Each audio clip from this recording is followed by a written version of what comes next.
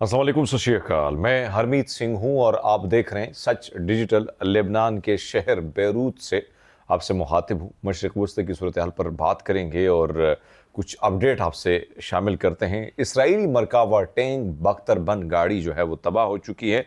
Hezbollah का असलहा देने से इनकार, हमास ने सीज़ फायर में आमादगी जाहिर कर दी है। इसराइल की मुनाफिकत बेनकाब भी हुई है, उस पर भी बात करें। लेकिन सबसे पहले जो हमेशा की तरह मज़ाहमती महाज की खबरें हम शामिल करेंगे। महाज जंग से वापसी पर अल-कसाम ब्रिगेड के मुजाहिदीन ने तस्दीक की है कि उन्होंने खान यूनिस शहर के शुमाल में जनूबी गजा की पट्टी के मगरबी महाज पर सयूनी फौज के एक बख्तरबंद गाड़ी पर शदीद धमाका खेज जो है वो हमला किया है। इस हमले के नतीजे में गाड़ी मुकम्मल तौर पर तबाह हो गई। उसके अंदर जो फौजी थे उनकी हलाकतों के हवाले से खबरें आ रही हैं। अल-कसाम मुजाहिदीन ने बताया कि हमले के जख्मियों यानी उनकी लाशें और जख्मियों को निकालने के लिए इसराइली हेलीकॉप्टर की नकलो हरकत मुसलसल घंटों तक मॉनिटर की गई।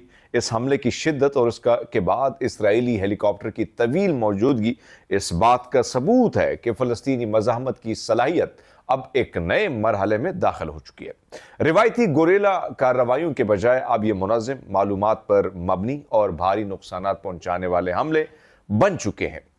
इसी तरह मंगल के रोज अल-कसाम ब्रिगेड ने गाजा शहर के अल जैतून मोहल्ले के मशरक में वाक़ अल-सिका स्ट्रीट पर अल रासस वाटर टैंक के करीब एक सयोनी मरकावा टैंक को यासीन 105 शेल से निशाना बनाया। मरकावा टैंक जो इसराइली फौज का सबसे ताकतवर तरीन, महफूज तरीन हथियार समझा जाता है, अब फ़लस्तीनी मज़ाहमत के निशाने पर आ चुका है। यासीन 105 जैसे मुकामी साख्ता हथियारों से इस जदीद टैंक को निशाना बनाना न सिर्फ अस्करी महारत का सबूत है, बल्कि इस बात का ऐलान भी है कि फ़लस्तीनी मज़ाहमत अब सिर्फ दिफाई अंदाज में महदूद नहीं बल्कि जारहाना और निशाना लगाने वाली कार्रवाइयों की तरफ बढ़ चुके हैं। एक और खबर भी शामिल करते हैं। शुमाली गाजा के बैत हनून में कार्रवाई करने वाले इसराइली गेवाटी ब्रिगेड के फौजियों ने गुज़श्ता हफ्ते एक जो है ट्रैक्टर दरियाफ्त किया जो 7 अक्टूबर 2023 को फ़लस्तीनी मुजाहिदीन ने क्यूतर्स कुफार आज से लूटा था।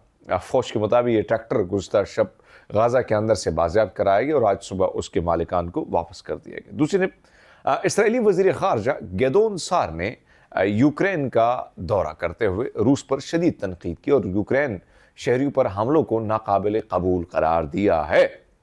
मगर असल तज़ाद ये है कि रूसी अफवाज ने हाल ही में एक रात में यूक्रेन पर सैकड़ों ड्रोन और मिसाइल दागे, लेकिन शहरी हलाकतें ना होने के बराबर थी। इसके बरक्स गाजा में सूरत हाल अगर देखा जाए तो मज़ीद होलनाक है। इसराइली फ़ौजी फ़लस्तीनी ख़वातीन और बच्चों पर हंसते हुए गोलियां चलाते हैं और महाजर कैंपों को जानबूझकर आग लगाकर राख में बदल देते हैं। ये सूरत हाल बैन अक़वामी मुनाफ़िक़त की वाज़ेह मिसाल है। इसराइल एक तरफ रूस पर शहरियों पर हमलों के इल्ज़ामात लगा रहा है और दूसरी तरफ खुद रोज़ाना फ़लस्तीनियों का मुनज़्ज़म कत्लेआम कर रहा है, जबकि यूक्रेन पर रूसी हमलों में शहरी हलाकतें ना होने के बराबर हैं, तो इन्हें मज़ाहमत का निशाना बनाया जाता है। लेकिन जब गाज़ा के बच्चों, ख़वातीन और माजरीन को निशाना बनाया जाता है तो मगरबी दुनिया खामोश तमाशाई बनी बैठी होती। लेबनान से एक खबर शामिल करते हैं।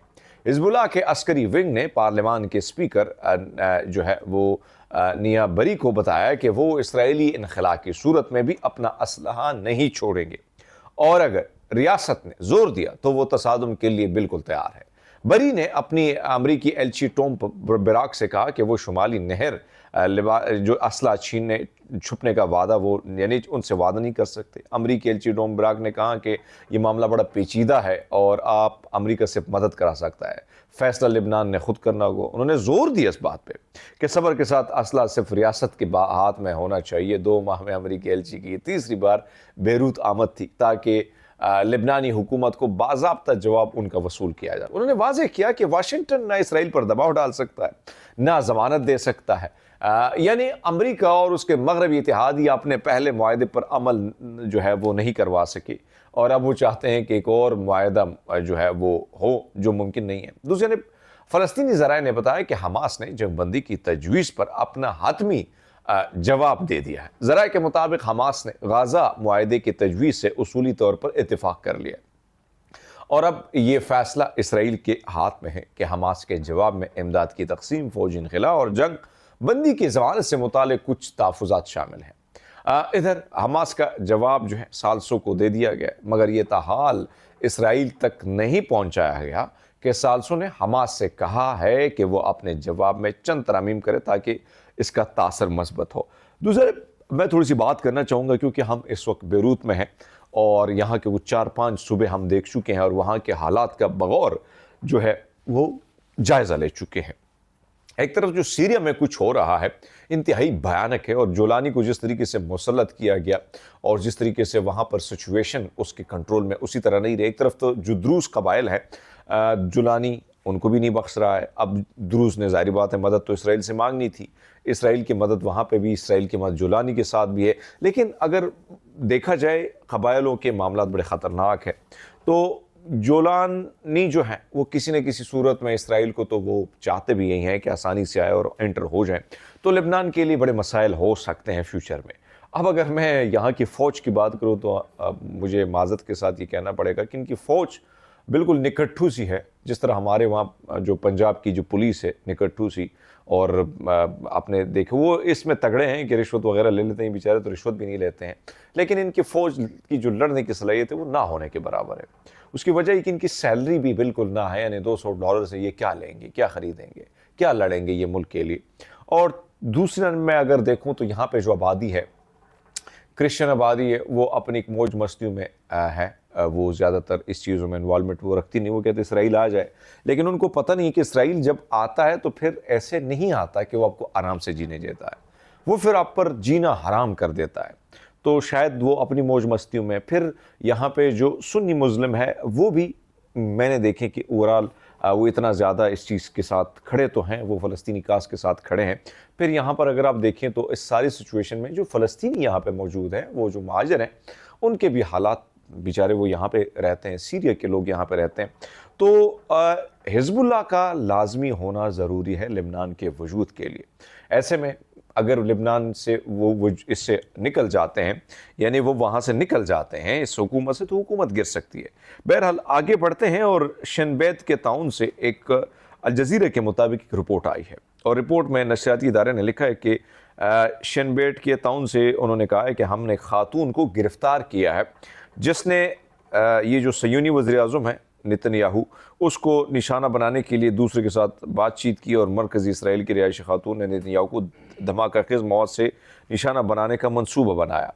شن بیٹ نے خاتون سے تفتیش اس وقت کرا اور اس پر دہشت گردی کی کارروائی کرنے کی سازش کا الزام عائد کیا جائے گا۔ اب ظاہری بات ہے غم و غصہ اندر بھی بہت زیادہ ہے، لوگ ناراض بھی ہیں کہ بھئی ہم بڑے آرام سے جی رہے تھے۔ اب آپ اسرائیل کو ذرا لسٹ میں نکالیں گوگل میں تو آپ کے لیے وہ ایک ایسی جگہ ہوگا جہاں پہ زندگی کا خطرہ ہے۔ تو جب اسرائیل یہاں پہ باہر سے لوگ منگوائے گئے، ان کو رہائشی دی گئی، تو وہ تو پریشان ہے کہ بھئی ہماری زندگی تباہ کرتے، ہمارا کاروبار تباہ کر دیا، تو اس لیے لوگ بھی تنگ ہیں ان معاملات سے۔ تو اب یہ چیزیں غم و غصہ عوام میں بری طرح دکھ رہا ہے۔ بہرحال مجھے آج بیروت سے دیجیے گا اجازت، اپنا بہت سارا خیال رکھیے گا، اللہ حافظ۔